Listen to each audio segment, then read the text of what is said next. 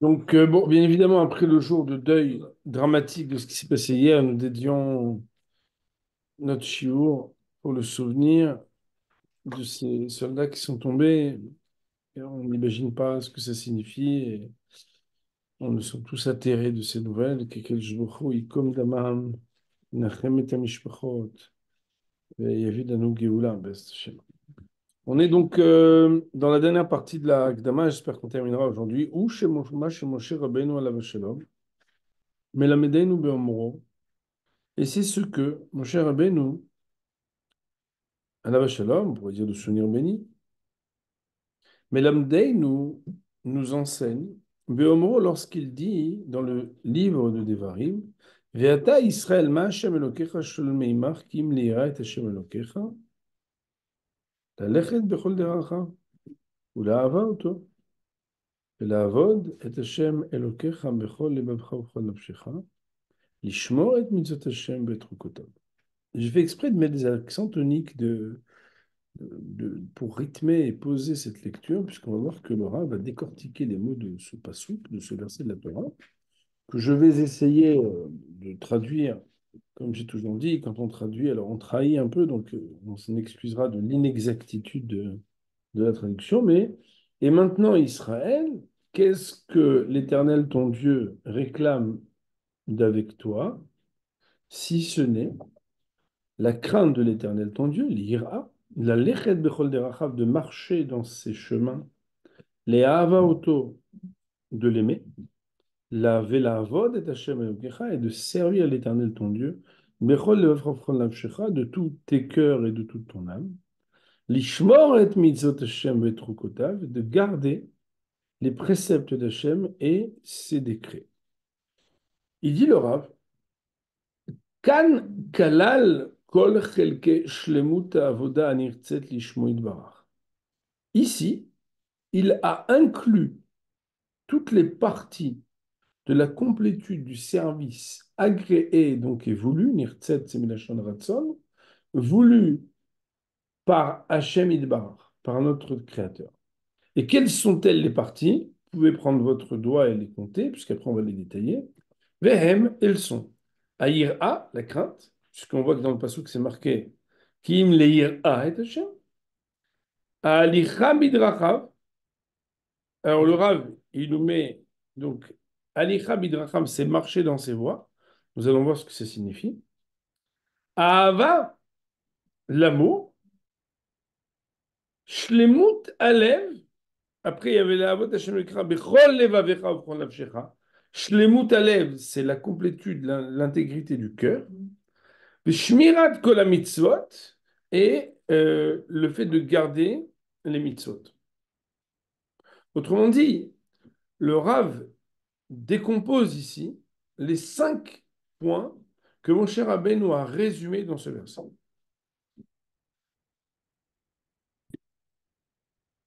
Et là, bien sûr, le Rav, je crois que dans votre édition, vous voyez qu'après, il reprend partie par partie, en caractère gras, les différents points pour détailler un petit peu.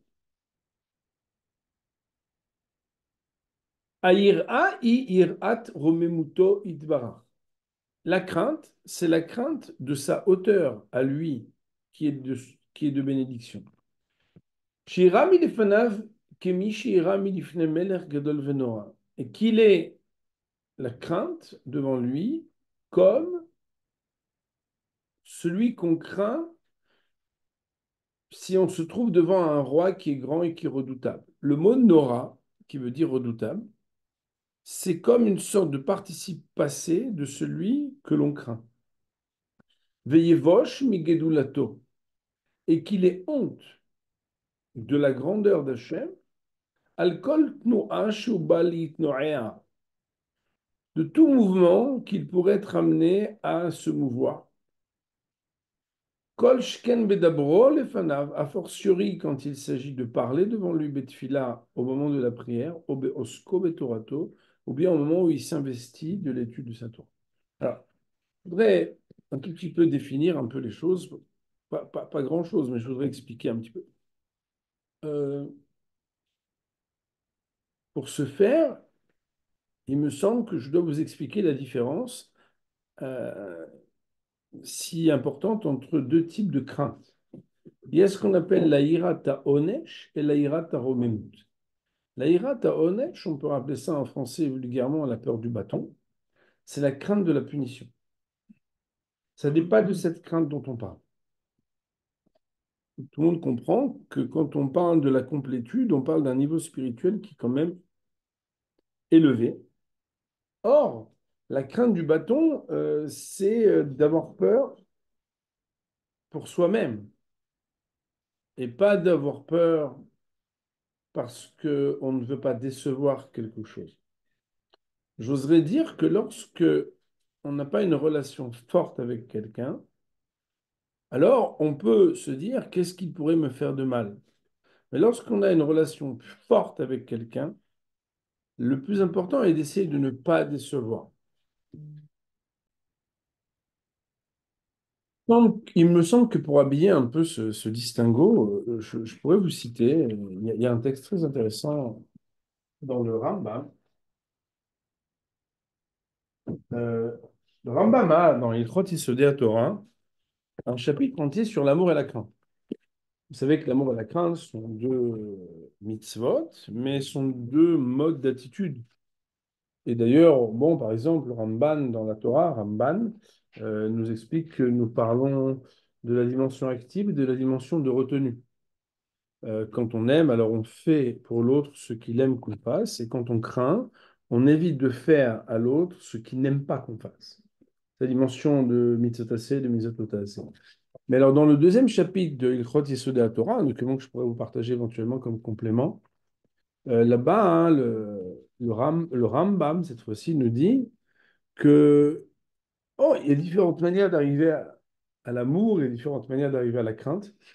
Et le Pirouche, donc il y a un commentaire qui est sur le côté, qui s'appelle le Pirouche, il n'y a pas son nom, il pose une question.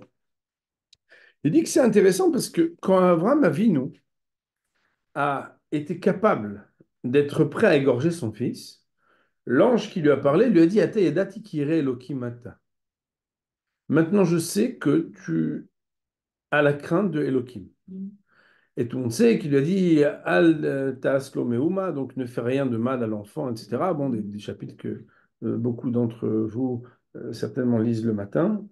C'est la Kedat Yitzhak. Et le commentaire pose la question mais normalement, entre l'amour et la crainte, le niveau le plus haut n'est pas le niveau de la crainte, c'est le niveau de l'amour. On imagine bien. Quand on craint quelqu'un, c'est une chose. Quand on l'aime, alors il y a un rapprochement plus grand.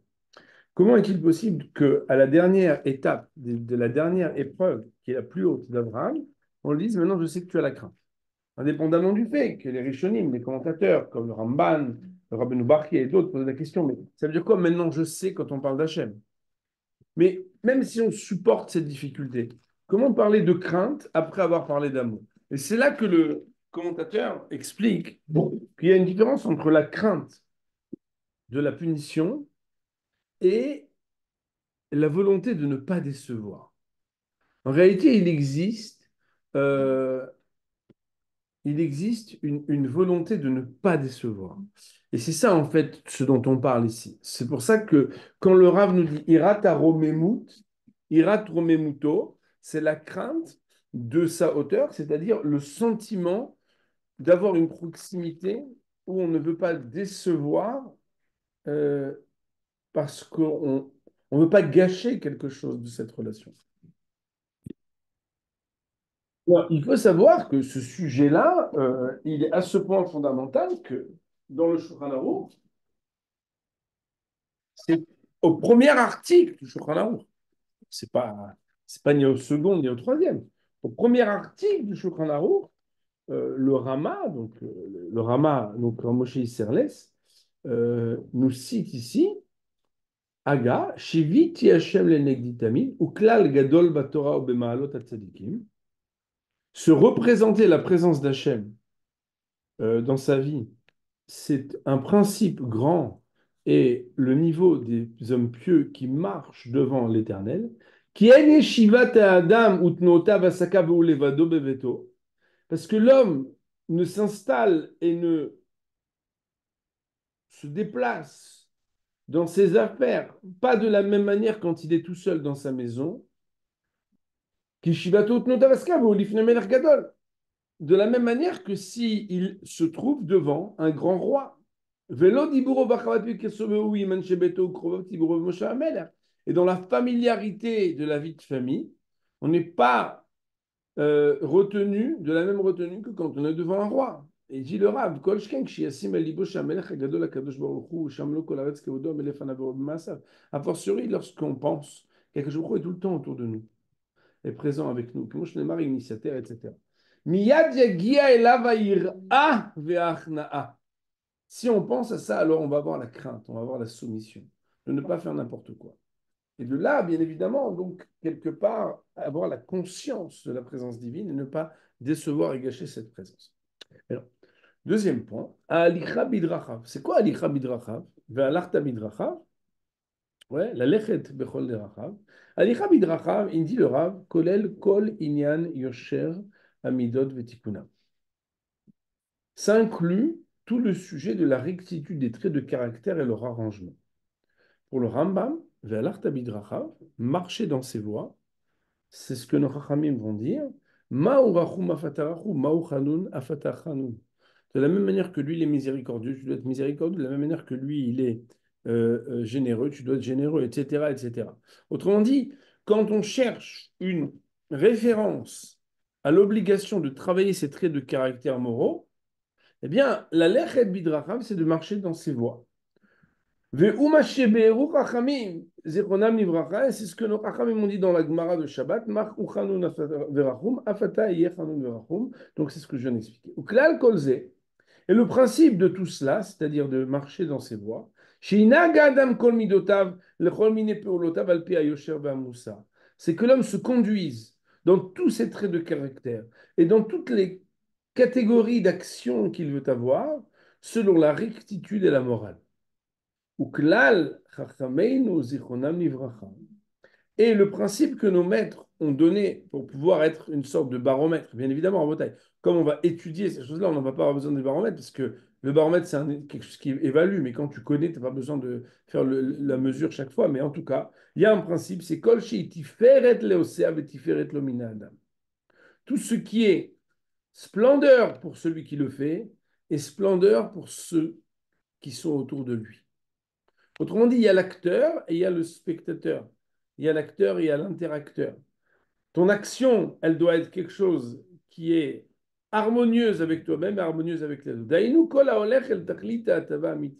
C'est-à-dire ce qui marche dans les voies de la bonté authentique. C'est-à-dire que la conséquence de l'action, c'est le renforcement des principes de la Torah et l'arrangement de la fraternité des nations. Alors, ce sujet-là, qu'est-ce que ça veut dire? Le renforcement de la Torah et l'arrangement d'une fraternité des nations, je ne sais pas ce que ça signifie. Je ne veux pas m'avancer. Le Ramchal ici a certainement des intentions profondes. Voilà, je ne peux pas m'avancer sur quelque chose que je ne maîtrise pas. En tout cas, donc, premier point, c'est la crainte. On a dit c'est la crainte de ne pas gâcher, de ne pas décevoir, la crainte qu'on appelle de la romémou, de la hauteur. Deuxième point, c'est le fait de travailler ses traits de caractère. Ok. Maintenant, troisième point, ahava, l'amour. Il nous dit le Rav, que soit fixé dans le cœur de l'homme l'amour pour l'éternel, je n'aime pas dire ça, mais nous soit-il, donc l'éternel qui est source de bénédiction. Jusqu'à ce que s'éveille sa volonté de réaliser ce qui agrée la volonté d'Hachem. Comme son cœur s'éveille à vouloir agréer et faire du bien, à son père et à sa mère. Euh, dans le Pérec qui s'appelle euh, Nekiout. Donc, c'est le 11e chapitre. Là-bas, le Rav commence à expliquer un petit peu ce que c'est la Ahava. On va essayer d'apprendre au fur et à mesure comment le texte est construit ici. Euh, Pardon, c'est au chapitre 10. Euh,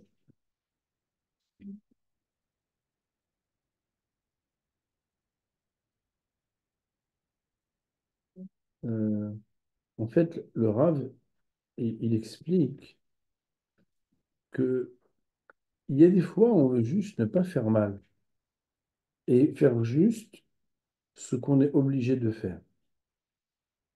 Mais en fait, il y a un autre moment dans la vie où on commence à se rendre compte que le but, c'est pas uniquement euh, de faire ce qu'on est obligé de faire, mais aussi de commencer à comprendre qu'il y a des choses qu'il faut faire parce que même si on ne les a pas demandées, on sait que c'est quelque chose qui est agréé. Avant de terminer, donc de lire ce texte sur la 1:20, je voudrais juste vous citer le Rab, en fait, à la fin du chapitre 18, il explique un petit peu, bon, on verra qu'il y a plusieurs niveaux, mais le Rab, il disait, Iné shoresh hachassidut, quand on parle de piété, alors pour l'instant, c'est pas ce que ça veut dire, mais on dit que Chachamim disent, Ashra adam shamalo batorah ve'oseh nachat ruach liyotzro. Il y a ce qu'on appelle faire du nachat ruach à son créateur. Alors, bien évidemment, c'est pas pour rien que j'aime ça, puisque on a vu un peu plus haut que la hava, c'est de s'éveiller à vouloir donner du nachatoire. Et il dit le Rav que Aïnien ou Kiinien, Mitzvot Amudot, Al Kol Israël, Kvar Yedoten. On sait ce que ça veut dire les mitzvot. Les mitzvot, c'est tous les juifs doivent faire les mitzvot. Le Shulchan Aruch, c'est pas pour les autres. D'ailleurs, je vais vous dire la vérité, les gens pensent que le Shulchan Aruch, c'est pour les religieux. Non, le Shulchan Aruch, c'est pour les gens normaux. Et pour les religieux, il y a plus. C'est faire aussi des opinions qui ne sont pas forcément indiquées. Chovatam Midoua et Dechani Magat, on sait bien jusqu'où va l'obligation de chaque juif. Omnam, néanmoins, Mishe Oev et Taboré Idbarach Shmo, Ahava Amitit, donc celui qui aime Akadosh Baruch Hu d'un amour authentique, donc là, bon, voilà, on parle clairement de l'amour, vous voyez, tel qu'il est défini dans la Torah, n'est-ce pas? Alors là, il dit le Rav, Lo yishtadel bichaveh liftor atzmo bema shekvar mefursa min hachova asher al kol Israël bichlal. Il ne s'efforcera pas et n'aura pas l'intention de s'acquitter de ce qui est déjà explicité de son obligation qui incombe à lui et à tous les juifs de manière générale. Et là, il crée l'eau que Moshe crée le ben Oev aviv. Mais il lui arrivera exactement ce qu'il arrive à un fils qui aime son père. C'est quoi? Chez Ilui Gale Aviv, Edato Gilui Me'atshu, Chavetz Bedavar Minav Dvarim. Que si son père lui révèle un peu de son opinion en lui révélant ce qu'il aimerait et ce qu'il apprécie de telle ou telle chose. Alors, le fils multipliera parler ou d'agir tout ce qu'il pourra sur ce sujet. Même si le père ne l'a dit qu'une fois ou même d'une demi-parole, maintenant qu'il a compris ce que son père il aime et vers quoi l'opinion de son père penche, même quand il ne lui a pas dit explicitement, parce que tu sais que ça lui fait plaisir. Il ne va pas attendre qu'il lui dise plus explicitement ou qu'il lui répète une autre fois. J'ai l'habitude, lorsque je parle de ce sujet, bon, parce qu'il y a tout un sujet autour de l'évolution et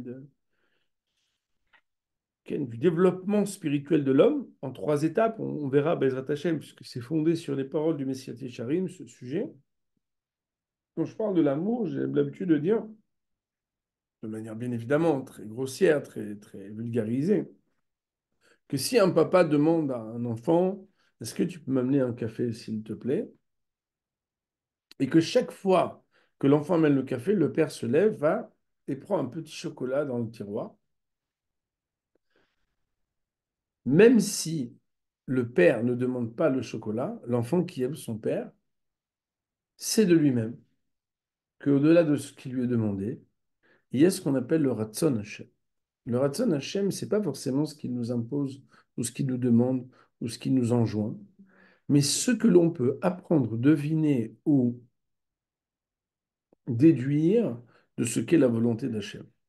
Il y a un des grands rabbinim de notre génération qui s'appelle le Rav Osher Weiss, qui explique que dans les mitzvot, il y a les mitzvot positives et les mitzvot négatives. Et il y a une troisième catégorie qui s'appelle Retzon Hashem. C'est quoi Retzon Hashem? Retzon Hashem, c'est des choses que tu sais que Hashem il veut, même si tu n'as pas dit, tu es obligé de le faire. Et ça, en réalité, quand quelqu'un il aime, alors il veut faire le Retzon Hashem. Revenons maintenant dans les paroles du Rav. Ahava she'enikba belev Adam. אהבה אליו יתברך, עד שתתעורר נפשו לעשות נחת רוח לפניו, כמו שליבו מתעורר לעשות נחת רוח לאביו ולאמו. De la même manière qu'un homme s'éveille à vouloir faire la volonté de son père et sa mère, et lorsque, comme on l'a vu bien sûr dans le chapitre, donc chapitre 18, chapitre Yutret, là-bas on voit que c'est expliqué. Et non seulement il va vouloir le faire, mais il aura beaucoup de peine si jamais cela manque de son côté à lui ou du côté de quelqu'un d'autre. Autrement dit, on ne veut pas seulement que les gens soient acquittés, mais on ne pense pas à nous pour être acquittés, on pense, entre guillemets, à la volonté d'Hachem. Vikanelze, et il serait capable même d'être... Alors, le mot kin'a ici euh, euh,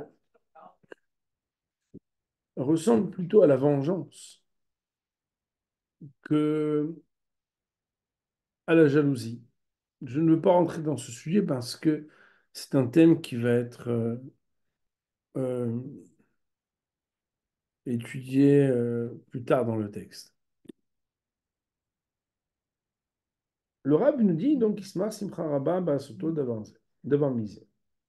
Shlemut Alev, quand on parle de Shlemut Alev, je vous rappelle que ça se rapporte à la partie du verset qui disait Velavod et Hashem Elokecha Bechol Levavecha Ufchol Nafshecha, de tous tes cœurs et de toute ton âme. Vous savez que je dis Bechol Levavecha, puisque Libecha c'est ton cœur, Levavecha, Chachamim nous disent Yetzera Tov et Yetzera Ra. C'est quoi?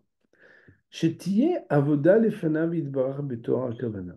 C'est que le service que l'homme va faire devant lui, idbarar, devant Hachem, soit betorah kavana. Et là, on parle, Moraï Rabotai, de la taharat alev, pureté du cœur. Toar kavana. Daïnou, c'est-à-dire les tachlit avodato bilvad elo shum pni acheret, c'est-à-dire pour le but de le servir uniquement et pour aucune autre orientation que celle-là. D'ailleurs, vous savez que nous sommes des personnes intéressées. Pas toujours intéressantes, mais très intéressées. C'est qu'en fait, dans la Torah et dans les mitzvot, on a des fois des intérêts qui sont personnels, des intérêts qui sont politiques, des intérêts sociaux, des intérêts financiers, des intérêts conjugaux, des intérêts éducatifs. Et on ne doit pas en rester là. On doit travailler pour essayer de devenir des personnes dévouées. Dévouées, c'est-à-dire que la chose qui nous concerne et qui nous importe n'est pas tant nos désirs personnels, mais d'avoir la pureté de s'occuper du service d'Hachem pour le service d'Hachem et rien d'autre. ונכלל בזה שיהיה ליבו שלם בעבודה ולא כפוסח על שתי הסעיפים. Et donc, il faudra que son cœur soit intégralement dédié au service d'Hachem et pas quelqu'un qui est sur deux plans en même temps. Poseach al shte seifim, c'est sauter sur deux branches, c'est-à-dire, voilà, un peu pour moi, un peu pour Hachem, un peu pour ceci. Ok, ose mizet anashim elumada, ou bien quelqu'un qui tout simplement fait les choses par coutume. Ah, on a toujours fait comme ça au Maroc. Non, je plaisante, mais vous comprenez, ça veut dire que la personne, en fait, pourquoi elle fait les choses? Bah, donner du sens aux choses. Non, je fais les choses parce qu'on les a toujours faites, c'est tout. Et des fois, malheureusement, même lorsqu'on a déjà étudié, on n'est plus concerné de la même manière de ce que l'on fait ni dans l'étude ni dans la pratique. Ici, en fait, c'est de ça qu'il s'agit.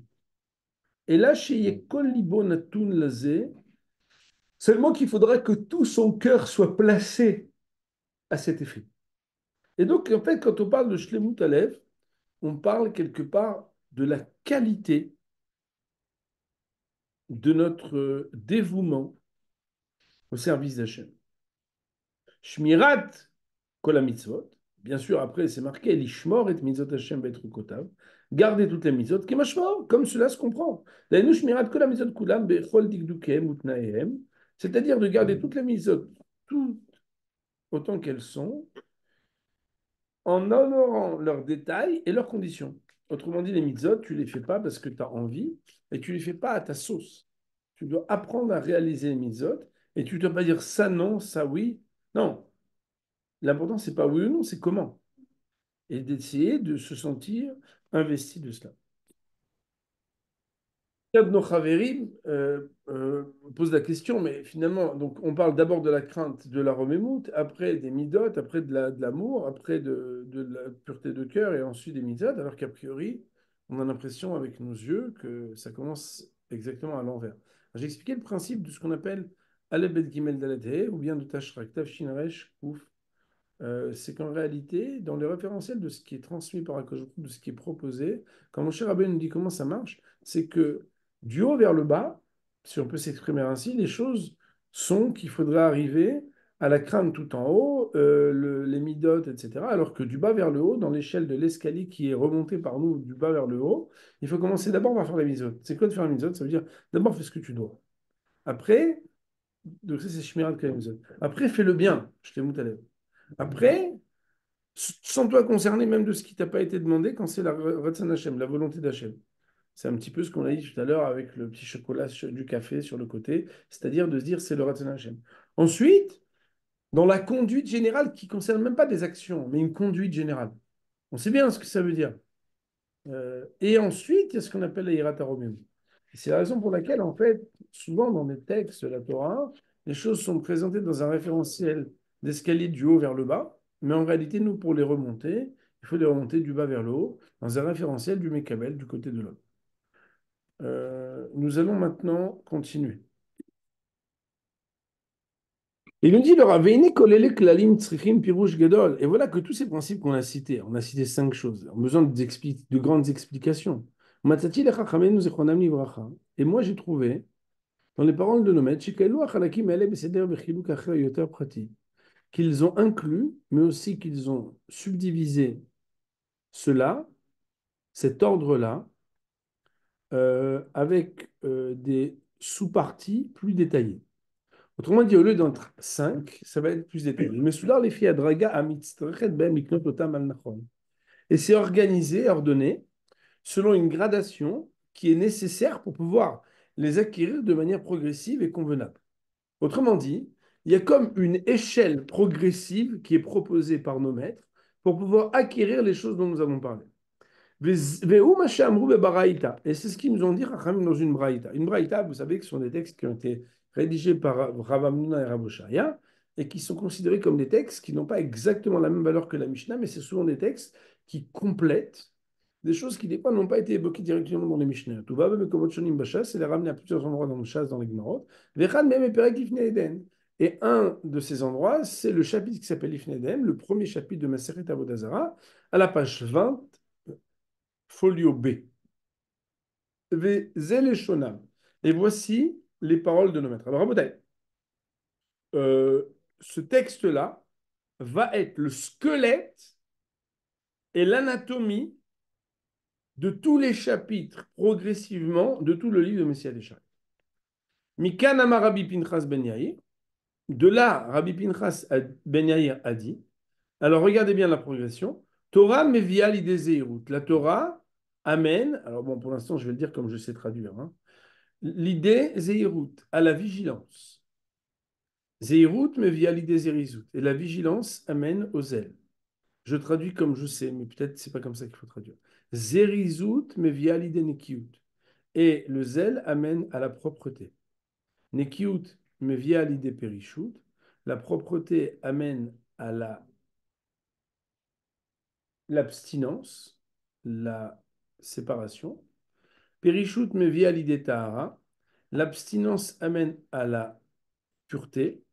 Tahara mevia l'idée chassidut. La pureté amène à la piété. Chassidut mevia l'idée anava. La piété amène à l'humilité. Anava mevia l'idée yiratret. L'humilité amène à la crainte de la faute. Yiratret mevia l'idée kedusha. La crainte de la faute amène à la sainteté.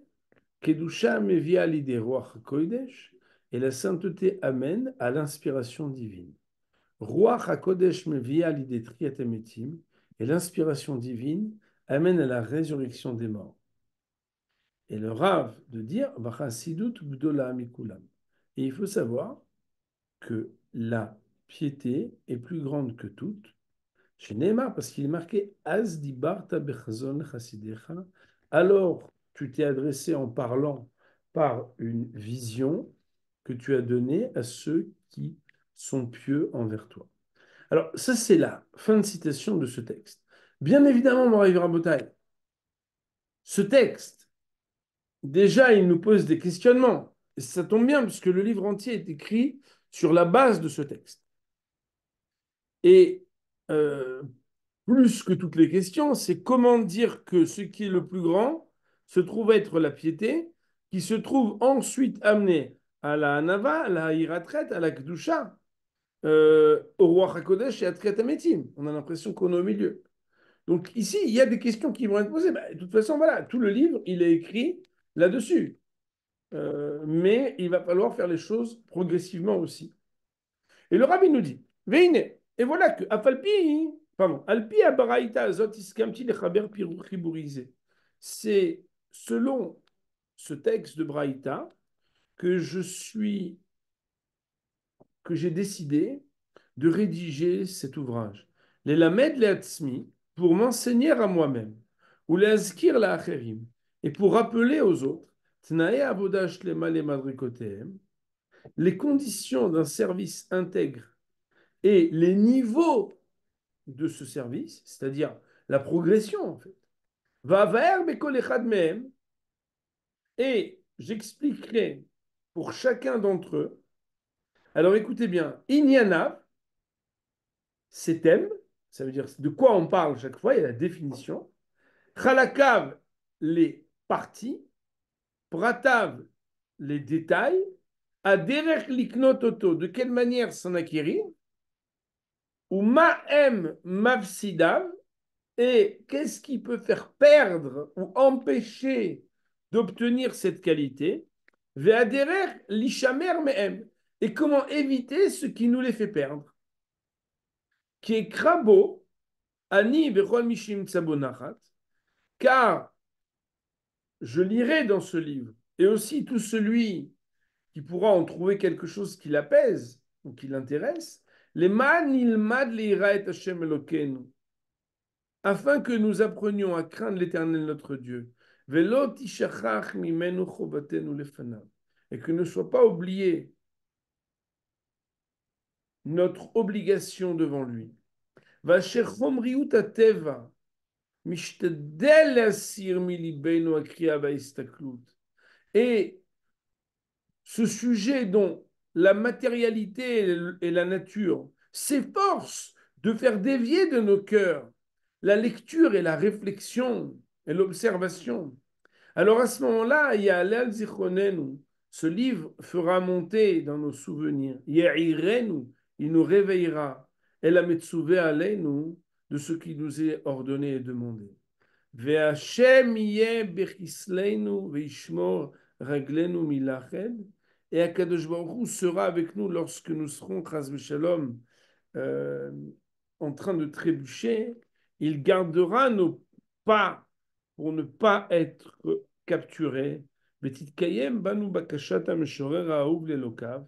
Et que soit appliquée pour nous la demande de celui qui a entonné des poèmes et qui était tellement aimé d'Hachem, en parlant ici de David Ameler, puisqu'il cite le Tehillim 86, verset 11, Oreni Hachem darkecha, montre-moi et dicte-moi, Hachem, ton chemin, à l'herba mitecha, je marcherai dans ta vérité, Yahed levavi leira shemecha, unifie mon cœur pour pouvoir craindre ton nom.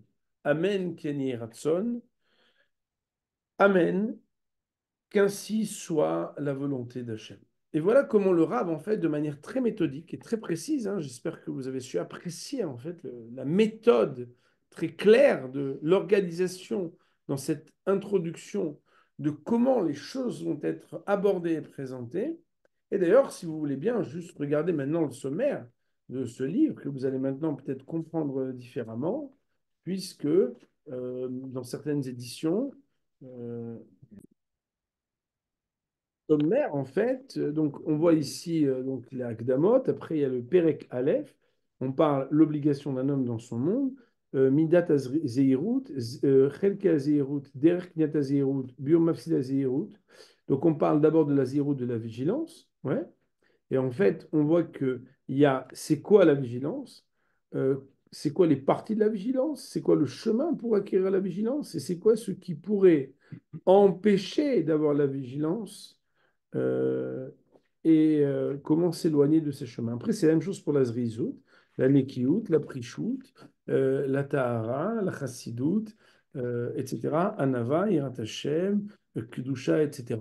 Donc, on verra, Bezrat Hashem, progressivement, ce que nous réussirons à étudier, à comprendre de ce texte. Voilà, je vais vous dire pour cette fois, Baruch Olam, Amen.